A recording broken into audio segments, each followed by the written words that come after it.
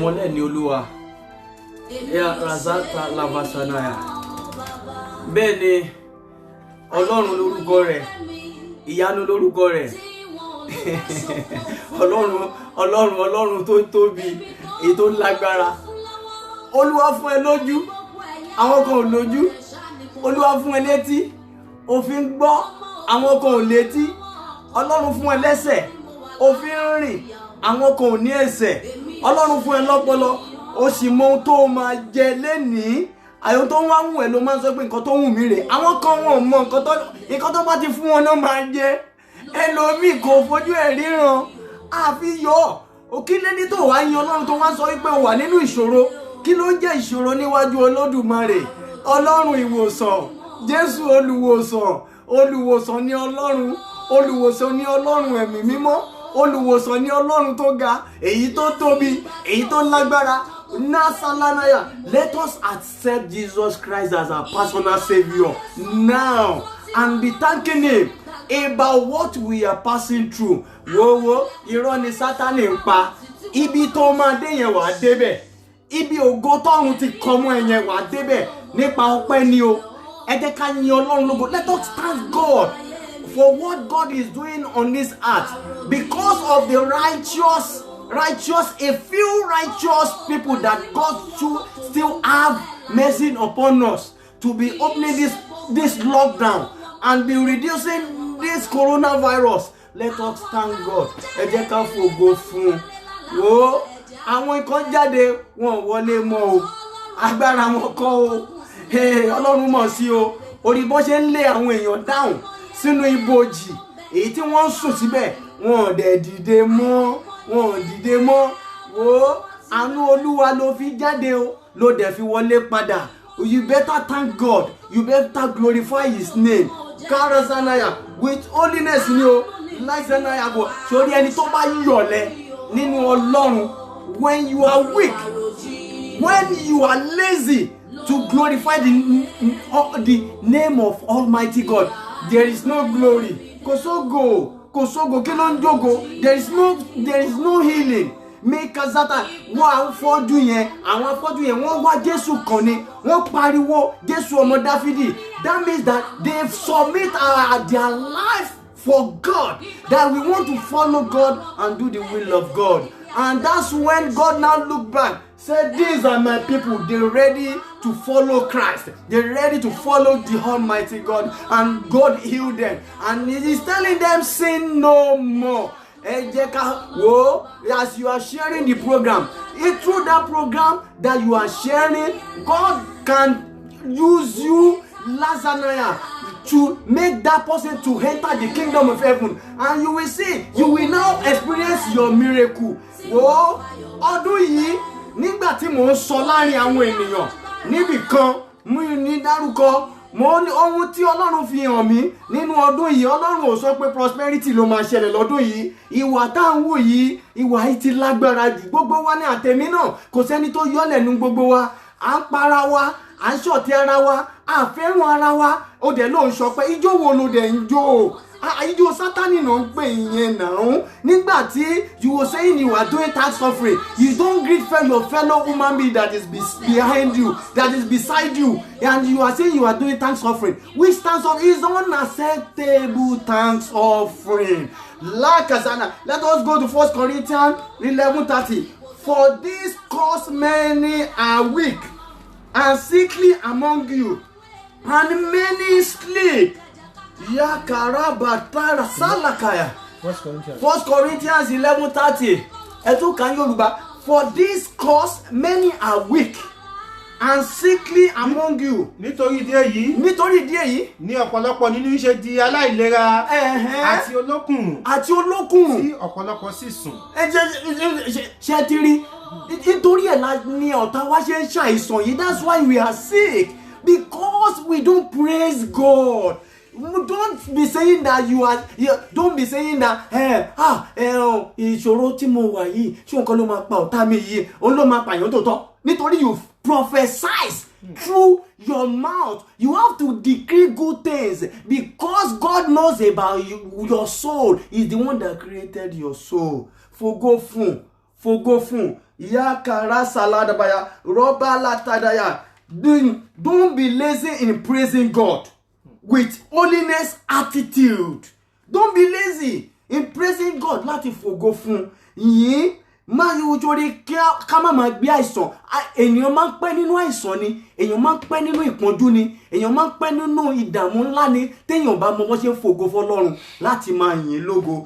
1 Samuel 1-17. Children of Jesse, all the children of Jesse, Eliab, Abinadab, Shammah, Yasanara, and Jesse made 7 of his Razariah, of his children as well. Nígbà náà ni ọkùnrin kan wà. Ará Ramataim Sofimu. Yes. Ní òkè Efraimu. Nígbà tí a fẹ́ yan ọba sílẹ̀ Israeli tí ọ̀run ti padà lẹ́yìn Sọ́ọ̀lù, nǹkan kan ṣẹlẹ̀. Ó ní Ọlọ́run wá sọ fún Samuel, God told Samuel, go to the house of Jesse. Tí ọwọ́ Jesse ò bá mọ́, kọ́lọ́run rí ìmọ́lẹ̀ kan wípé ó ń ṣe àmójútó ìrìn àjò ìjọba láti máa fògo fọ́lọ́run. Rántí wípé Dáfídì is akọrin, is a singer. Ó dẹ̀ fọn fèrè tó dá akọrin ni ó yin Ọlọ́run lógo with holiness. Ó ní Ọlọ́run fi rán Samuel lọ síbẹ̀ wípé eléyìí ó máa mọ bó ṣe ń tọ́jú gbogbo agbo ènìyàn. Ẹ tẹ̀síwájú mamsa. Orúkọ ọmọ Tóhù ọmọ Súfù. Yes. Ará Efrata. Ó sì ní aya méjì. Yes. Ọkùnrin orúkọ èkíní a máa jẹ́ Hánà. Orúkọ èkejì a máa jẹ́ Pẹ̀nínà. Yes. Pẹ̀nínà sì bímọ ṣùgbọ́n Hánà kò bí. Ọkùnrin. No, 1 Samuel 16. 1 Samuel 16. Chapter 16. 1 Samuel 16. Olúwa sì fún Samuel pé yóò ti pẹ́ tó tí wọ́n fi máa káàánú Sọ́ọ̀lù. Yes. Nígbà tó jẹ́ pé mo ti kọ̀ láti máa jọba lórí Israeli. Mo ti kọ̀ láti máa jọba lórí Israeli. Ọlọ́run ti kọ̀. Mo ti kọ̀ láti máa jọba lórí Israeli. Fi òróró kún ìwo rẹ̀. Mo ti ṣàlàyé ibẹ̀ yẹn fún yín. Ẹ jẹ́ ká lọ sí 1 Samuel 16 and 17 yẹn láti 16-13. Samuel anoint David. 16-13. Nígbà náà ni Samuel mú ìwo òróró. Ó nínú gbogbo ọmọ tí wọ́n kó wá síwájú Samuel.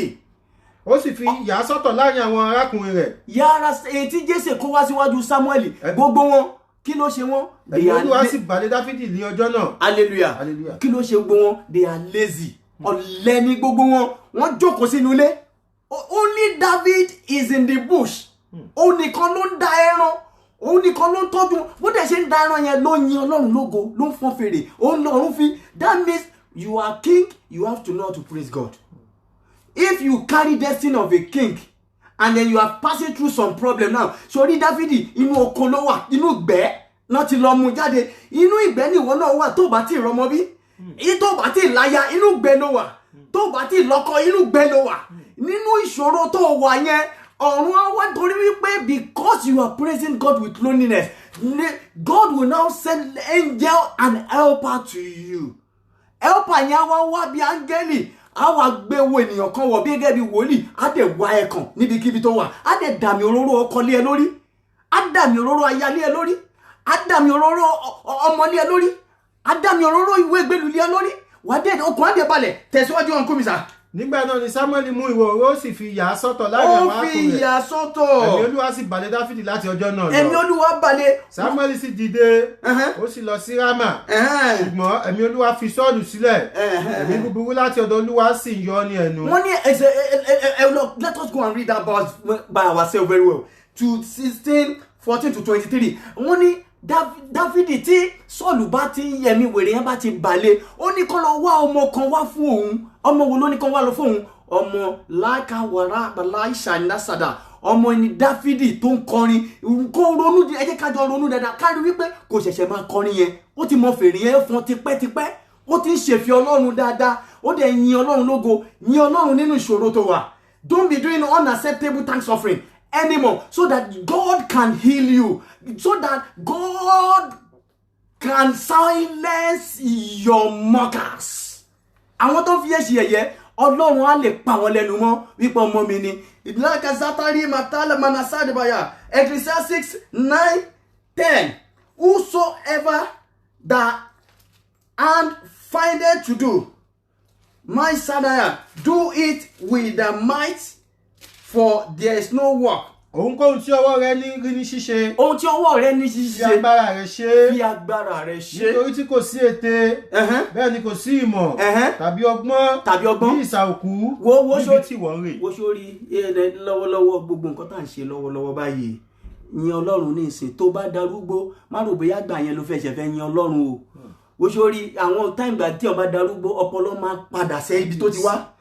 Gbogbo ara ó máa padà sí ibi tó ti wá, ó máa ti di yẹ̀pẹ̀. It will now turn to sand.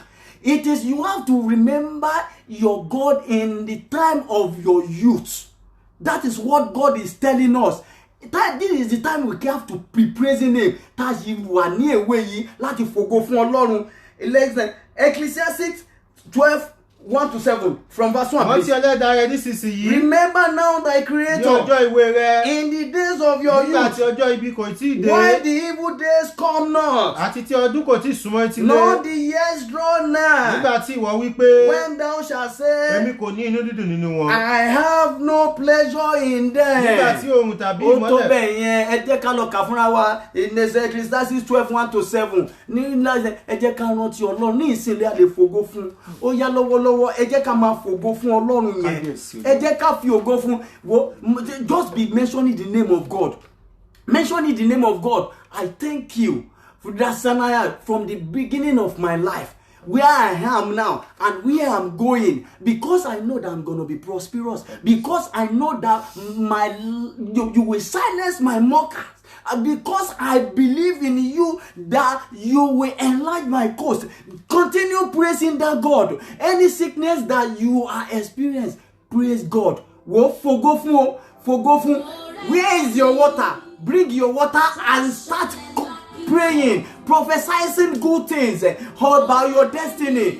Lazanaya, Mara, that water you will use it to bath.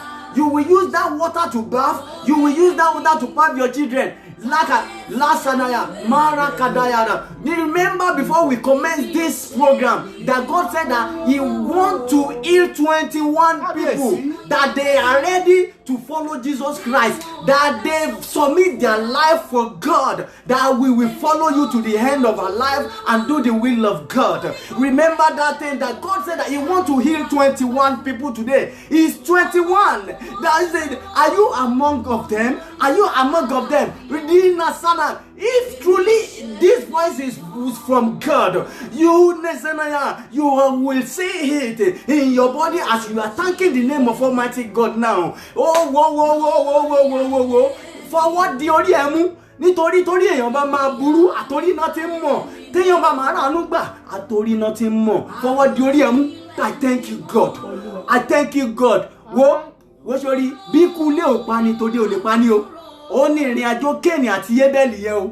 Wo sórí ogun ẹ̀jẹ̀ tó bá wà lẹ́gbẹ̀ẹ́ ni. Sórí ogun ẹ̀jẹ̀ ó máa ń dàbí ó máa ń ṣe bí rédíò. Sọ pé rédíò ó ní volume. Ó ní volume, ó tún ní reduce. Sórí ẹni tó ń bá ẹgbẹ́ ó mọ̀ ẹ́ ju ẹni tó wà ń ta lọ. Sórí ẹni tó dẹ̀ ń bá ẹgbẹ́ yẹn nígbà tó ti mọ̀ pé ó dẹ̀ fẹ́ ara ẹni tó ti ń yá díẹ̀díẹ̀ á tún fi volume sí. Tó bá rí wípé ara yẹn tún ti ní ó tún ti fẹ́ pọ̀ jù á tún reduce ẹ̀ díẹ̀. Tó bá yá á tún yí sókè nítorí wípé kíni ó ti sọ the volume of radio tó bẹ̀rẹ̀ sí ní yí ogun yẹn. Wo tó bá lè yin Ọlọ́run àti bọ́ lọ́wọ́ ẹnu ogun ilé ogun ẹ̀jẹ̀ yẹn ó lé o. Ó bí ó tètè dára nísìn fògo fún Ọlọ́run. Olúwa mo yìn ọ́ wípé agbára rẹ ó ti wọnú omi èyí tó wà lọ́wọ́ mi yìí. Mo dúpẹ́ wípé agbára rẹ ó ṣèwòsàn, ó gbé ọmọ wá, ó gbé wégbèlú wá, ó gbé ìbùkún wá, ó gbé iṣẹ́ wá, ó gbé àlàáfíà wá, ó gbé ẹ̀mí gígùn wá. Gbogbo ọmọ tó ti sọnù ọ̀run ti wá wọn rí. Mo dúpẹ́ Ọlọ́run wípé kíni ayé mi ti gba ògo ńlá. Mo dúpẹ́ pé agbègbè mi ti di ńlá. Máa yí bẹ́ẹ̀ bí mo ṣe ń sọ yẹn bí àwọn áńgẹ́lì ṣe ń sọ̀rọ̀ nìyẹn. Máa fògo fún, wo fògo fún. Máa fi ọpẹ́ gba ògo ńlá tẹ́ ò tí ìran ẹ̀kọ́ ẹ̀ gbà rí. Fi ọpẹ́ gba ògo tí ìran kan gbà rí nínú ayé, fi ọpẹ́ gbà á, fi ọpẹ́ gbà á, ọpẹ́ ló lè ṣe, kò sí nǹkan mìíràn. Wo kọ́tà kó kú, kọ́tà kó ya wèrè, kò lè ṣe, ọpẹ́ ló lè ṣe, fi ọpẹ́ gbà á. Bẹ́ẹ̀ ni, ẹ ṣé áńgẹ́lì mímọ́ Ọlọ́run, ẹ ṣé Ọlọ́run fógo tí àánú láti àrígbà lónìí, ẹ kú tọ́jú wa, ẹ ṣé Ọlọ́run. Jésù Kristi Olúwa wa, mú omi ẹ̀yẹn tó bá gbàgbọ́, ké hallelujah, chant 21 hallelujah, 21 hallelujah, 21 hallelujah, máa ké bẹ́ẹ̀ yẹn 21 hallelujah to Almighty God, ké hallelujah.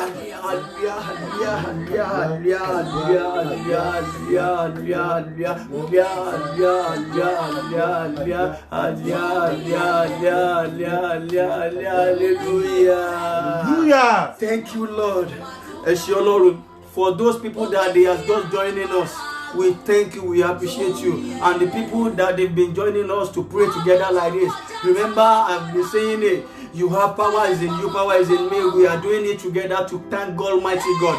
We are still going to go further in praising God more than this, that we're going to play a lot of trumpet, saxophone, everything will glorify the name of Almighty God. You will now see how praising God there is power in praising God. There is healing in praising God. There is glory in praising God. There is blessing in praising God. Ọlọ́run ẹ ṣé, Ọlọ́run ẹ ṣé, Olúwa mo fògo fún ọ. I thank you. I thank you. Ẹ ṣé Ọlọ́run. Ẹ̀mí mímọ́ ẹ ṣé. Ẹ ṣé. Ẹ má bínú sí wa bó ṣe kọ́ ti tẹ́lẹ̀tẹ́lẹ̀ yẹn nǹkan ló ṣẹlẹ̀. Ṣùgbọ́n Ọlọ́run ń bẹ láàyè. Títóbi lórúkọ rẹ̀. Ṣẹ̀rí gbogbo ẹ̀yin tẹ́ ń join wa, ẹ̀yin màmá mi, ẹ̀yin bàbá mi tẹ́ ń join wa, àti gbogbo gbogbo from throughout the world that you are joining me. We thank you, we appreciate you, we love you because you are doing the will of God. We love you, I love you. Thank you, my mommy, thank you, my daddy, thank you very well, thank you, I appreciate you. I thank you. God appreciate you. God appreciate you. In Jesus' name we pray. Shit.